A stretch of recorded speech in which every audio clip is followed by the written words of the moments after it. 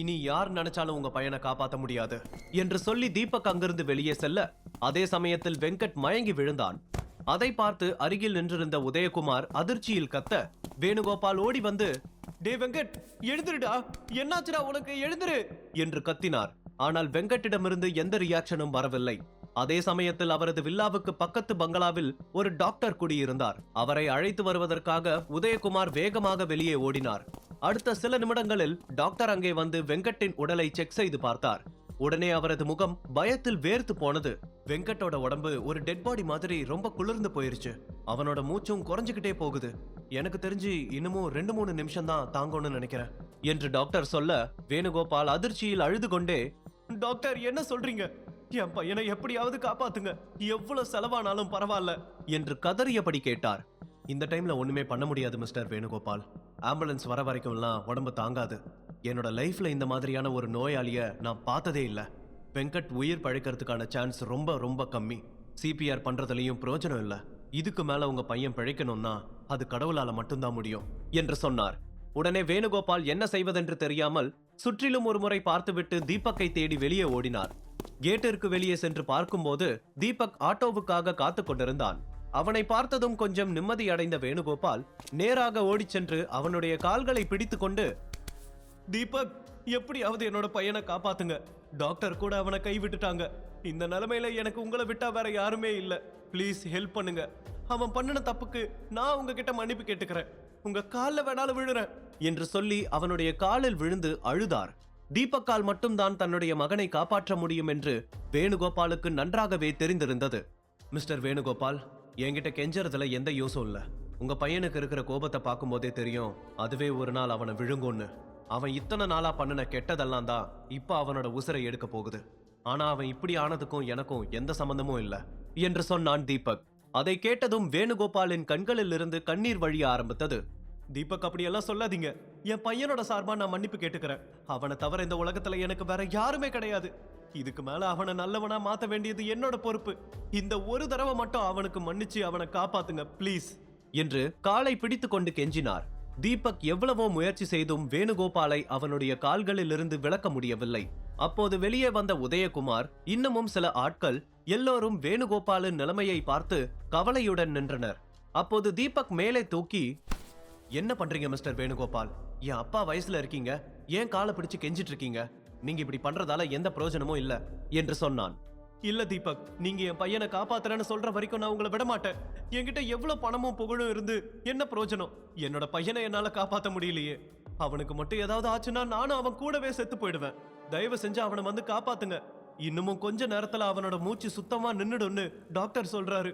Please என்று மீண்டும் அவன் கால்களை பிடித்து கொண்டு அழுக ஆரம்பித்து விட்டார். அதை பார்த்து தீபக் ஒரு பெருமூச்சு விட்டபடி, சரி வாங்க என்று சொல்லி அவரை அழைத்து கொண்டு வெங்கட்டை பார்க்க சென்றான். தீபக் உள்ளே சென்றதும் வெங்கட்டின் உடலை கவனமாக கவனித்துக் கொண்டிருக்க அவனுடைய பார்வை வெங்கட்டின் மார்பு பகுதிக்கு சென்றது. உடனே அவனது தொண்டை பகுதியை கை வைத்து அழுத்தினான். வெளியிலிருந்து பார்ப்பவர்களுக்கு தீபக் அவன் கழுத்தை நெருக்குவதை போல இருந்தது. தம்பி, இந்த மாதிரி செஞ்சா அவனோட கொஞ்ச நஞ்ச உசுரும் போயிடும் என்று டாக்டர் கத்த ஆரம்பித்து விட்டார். தீபக் வெங்கட்டிற்கு உதவ முயற்சிக்கிறானா அல்லது கொல்ல பார்க்கிறானா என்று அங்கே இருக்கும் யாருக்கும் தெரியவில்லை. உடனே வேணுகோபால் வேகமாக வந்து அவனை பிடித்து, தீபக், நீங்க என்ன பண்றீங்க? அவனை விடுங்க என்று சொல்லி அவன் தோள்களை பிடித்து இழுத்தார். ஆனால் அவரால் முடியவில்லை. உடனே இன்னமும் சில ஆட்கள் வந்து தீபக்கை பிடித்து இழுத்தார்கள். ஆனால் யாராலும் அவனை அசைக்க கூட முடியவில்லை. வெங்கட்டின் உடல் இன்னமும் அதிகமாக நடுங்க ஆரம்பித்தது. அதன் பிறகு தீபக் தன்னுடைய முழு பலத்தையும் பயன்படுத்தி வெங்கட்டின் தொண்டையிலிருந்து எதையோ உடைத்து பிரித்தான். அடுத்த நொடியே வெங்கட்டின் உடல் எந்த அசைவும் இல்லாமல் போனது. அதை பார்த்து அங்கிருந்த எல்லோரும் பயத்துடன் இருக்க டாக்டர் வேகமாக வந்து வெங்கட்டின் உடலை சோதித்து பார்த்தார். இது என்ன அதிசயம்? வெங்கட்டோட உடம்பு பழையபடி மாறிட்டு வருது. உடம்பு கொஞ்சம் கொஞ்சமா சூடாகிட்டு வருது. இது எப்படி சாத்தியமாச்சு என்று அவர் வியப்போடு தீபக்கை பார்த்தபடி கேட்டார். அந்த நேரத்தில் அங்கே இருந்தவர்களுக்கு எப்படி நடந்து கொள்வதென்றே தெரியவில்லை. தங்கள் முன்னால் நடந்ததை யாராலும் நம்ப முடியவில்லை. ஆனால் அங்கே உண்மையில் ஒரு அதிசயம் நடந்திருந்தது. வெங்கட்டோட உசுருக்கு இப்ப எந்த பிரச்சனையும் இல்ல. ஆனாலும் அவனுக்கு ட்ரீட்மெண்ட் தேவை. உடனே ஆம்புலன்ஸுக்கு கால் பண்ணி வர சொல்லுங்க என்று சொன்னான் தீபக். அதை கேட்டதும் உதயகுமார் போனை எடுத்து ஆம்புலன்ஸுக்கு டயல் செய்ய ஆரம்பித்தார். அடுத்த சில நிமிடங்களில் ஆம்புலன்ஸ் வந்து சேர்ந்தது. வெங்கட்டை ஆம்புலன்ஸில் ஏற்றி உதயகுமார் இன்னமும் சிலரை உடன் அனுப்பி வைத்தார் வேணுகோபால். அவர்கள் அங்கிருந்து சென்றதும் அவர் ஆச்சரியத்துடன் தீபக்கை பார்த்து, தீபக், இது இது எப்படி சாத்தியம்? ஆரம்பத்துல நீங்க அவனை கொல்லதான் போறீங்களோன்னு நினைச்சு நான் ரொம்ப பயந்துட்டேன். ஆனா டாக்டரால கூட முடியாத ஒரு விஷயத்த நீங்க சாதிச்சு காட்டியிருக்கீங்க. உண்மையிலேயே உங்களோட கையில அப்படி என்ன இருக்கு என்று வியப்புடன் கேட்டார். தீபக் எப்படி வெங்கட்டை பிழைக்க வைத்தான் என்று வேணுகோபாலுக்கு புரியவில்லை.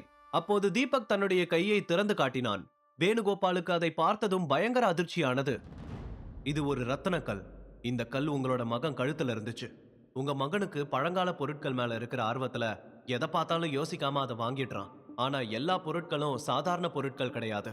சில பொருட்களுக்கு இருக்கிற சக்தியும் ஈர்ப்பும் அவனுக்கு எந்த விதத்துல வேணாலும் பாதிப்பை கொடுக்கலாம். இந்த ரத்தின கல் டாலரை எத்தனை வருஷமா அவன் கழுத்துல போட்டிருந்தான். இந்த கல் கொஞ்சம் கொஞ்சமா அவனோட உடம்ப அழிச்சிட்டு வந்திருக்கு. இது உங்கள யாருக்குமே தெரியல. இந்த கல்லோட கலரை பாருங்க, எவ்வளவு டார்க் ஆகி இருக்குன்னு. இப்படிப்பட்ட நெகட்டிவ் எனர்ஜி தான் உங்களோட வீட்டு சந்தோஷத்தையே மொத்தமா உடைச்சிருக்கு என்று சொன்னான் தீபக். அவன் சொன்னதை கேட்டு வேணுகோபால் அதிர்ச்சியில் கண்ணு மைக்காமல் அவனையே பார்த்து கொண்டிருந்தார். அப்போது தீபக் அந்த ரத்தின கல்லை பொடி பொடியாக உடைத்து விட்டு வேணுகோபாலை பார்த்து, இங்க பாருங்க மிஸ்டர் வேணுகோபால், நான் உங்களுக்கு பொய்யான நம்பிக்கையை கொடுக்க விரும்பல. பிரச்சனை இன்னமும் முழுசா சரியாகல. உங்க மகனோட உடம்புல இருந்து நெகட்டிவ் எனர்ஜி மொத்தத்தையும் நான் எடுத்துட்டேன். ஆனா அதோட அவனோட உடம்புல இருக்கிற பிரச்சனை எல்லாம் முடிஞ்சிடுமானா அதுதான் இல்ல. உங்க மகனை இதுல இருந்து முழுசா காப்பாத்த ஏதாவது ஒரு வழியை கண்டுபிடிக்கணும். அப்பதான் உங்க மகனுக்குள்ள இருக்கிற நெகட்டிவ் பவரை முழுசா அவனோட உடம்புல இருந்து எடுக்க முடியும் என்று சொன்னான். அதை கேட்டதும் வேணுகோபால் அழுது கொண்டே, ஆனா இதெல்லாம் எப்படி நடந்துச்சு? என் குடும்பத்து மேல யாரு இவ்வளவு வன்மத்துல இருக்காங்கன்னு தெரியலையே. இது வரைக்கும் நான் யாருக்கும் எந்த தீங்கும் பண்ணனது கிடையாது. அப்படி இருக்கும்போது யாருக்கு இதை பண்ண மனசு வந்துச்சு என்று கண்ணீர் மல்க சொன்னார். மிஸ்டர் வேணுகோபால், ஃபீல் பண்ணாதீங்க. இப்பதான் என்ன பிரச்சனைன்னு கண்டுபிடிச்சிட்டோம்ல. உங்க மகனை சீக்கிரமே முழுசா குணப்படுத்த ட்ரை பண்றேன். நாளைக்கு ஒரு ஏலம் இருக்கு, நான் அங்க போய் பாக்குறேன். அங்க கண்டிப்பா ஏதாவது கிடைக்கும். அதை வச்சு எப்படியாவது உங்க மகனை காப்பாத்த முடியுமான்னு பாக்குறேன் என்று சொன்னான் தீபக். உடனே வேணுகோபால் ஏக்கத்துடன் அவனை பார்த்து, தேங்க்யூ தீபக், பணத்தை பத்தி கவலைப்படாதீங்க. என் பையன் சரியாகிறதுக்கு என்ன பண்ணணுமோ பண்ணுங்க. அவனுக்காக எது வேணாலும் பண்றதுக்கு நான் தயாரா இருக்கேன் என்று சொன்னவர் உடனே தன் பாக்கெட்டில் இருந்து ஒரு செக் புக்கை எடுத்து பிளாங்க் செக்கில் கையெழுத்து போட்டு தீபக்கிடம் கொடுத்தார். தயவு செஞ்சு இதை வேண்டான்னு சொல்லாதீங்க. இது உங்களுக்கானது. என் மகன் உங்களை கொல்றதுக்காக துப்பாக்கியை காட்டினான். ஆனாலும் நீங்க அவனோட உசுரை காப்பாத்திருக்கீங்க. நான் உங்களோட அப்பா வயசுல இருக்கேன்னு நீங்க என்கிட்ட சொன்னீங்க. ஒரு அப்பாவா நினைச்சு இதை நீங்க வாங்கிக்கோங்க என்று சொன்னார். தீபக் கொஞ்சம் யோசித்தபடி, ஓகே மிஸ்டர் வேணுகோபால், இந்த செக் இப்போதைக்கு என்கிட்டயே இருக்கட்டும். ஏலத்துல உங்க பையனை காப்பாத்துற அளவுக்கு ஏதாவது பொருள் கிடைச்சா அதை வாங்குறதுக்கு இது யூஸ் ஆகும். நீங்க கவலைப்படாதீங்க, உங்க மகனை சீக்கிரமே குணப்படுத்திடலாம் என்று மெல்லிய புன்னகையுடன் சொன்னான். அதை கேட்டதும் வேணுகோபால் நிம்மதி பெருமூச்சுடன் அவன் தோள்களில் கை வைத்து தனது நன்றியை தெரிவித்தார். அதன் பிறகு தீபக் அங்கிருந்து கிளம்பினான். வீட்டிற்கு வந்தவுடன் கணேஷ் சோபாவில் ஏதோ ஒரு யோசனையில் அமர்ந்திருப்பதை பார்த்தான்.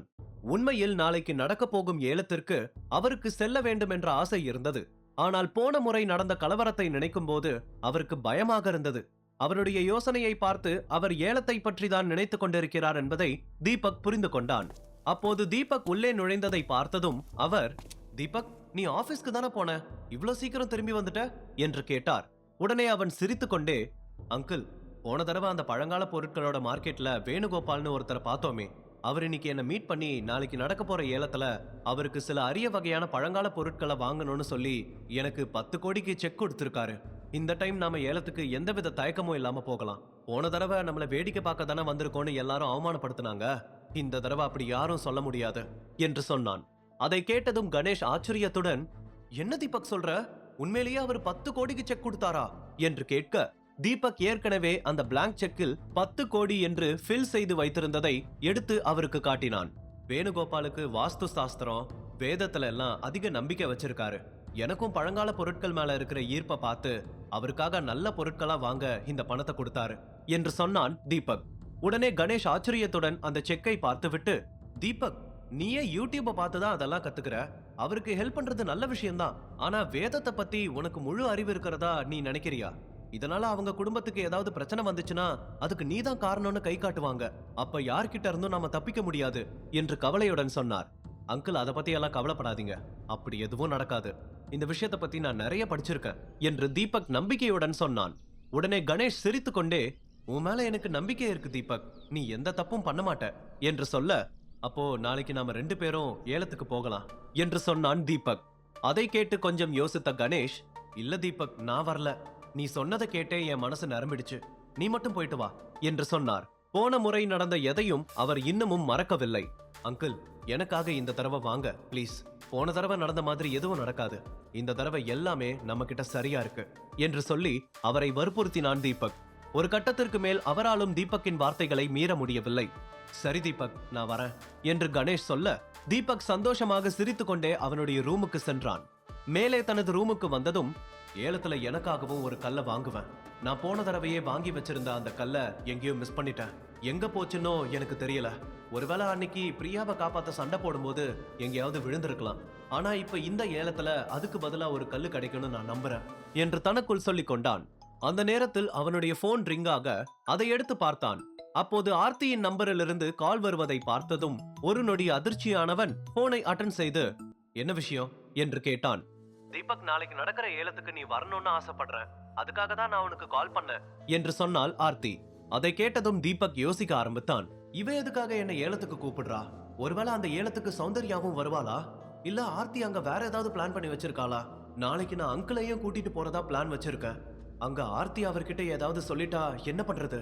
ஒருவேளை சௌந்தர்யாவும் வந்தா இன்னமும் பெரிய பிரச்சனையாகிடும் என்று மனதிற்குள் நினைத்துக் கொண்டிருந்தான். அதை பற்றி நினைக்கும் போதே ஷர்மிளாவின் முகம்தான் முதலில் அவனுக்கு முன்னால் வந்து நின்றது. ஒருவேளை சௌந்தர்யாவை பற்றிய விஷயம் ஷர்மிளாவுக்கு தெரிந்தால் அவளுடைய மனநிலை எப்படி இருக்கும் என்று யோசிக்கும் போது அவனால் அதை கற்பனை கூட செய்து பார்க்க முடியவில்லை. உண்மையில் ஆர்த்தி எதற்காக அவனை ஏலத்திற்கு அழைத்தாள்? தீபக் வெங்கட்டை முழுமையாக குணப்படுத்த முடியுமா? சௌந்தர்யாவால் தீபக்கிற்கு பிரச்சனை வருமா? முழு கதையையும் கேட்டு மகிழ பாக்கெட் FM ஏபி டவுன்லோட் செய்யுங்கள். லிங்க் டிஸ்கிரிப்ஷனில் கொடுக்கப்பட்டுள்ளது.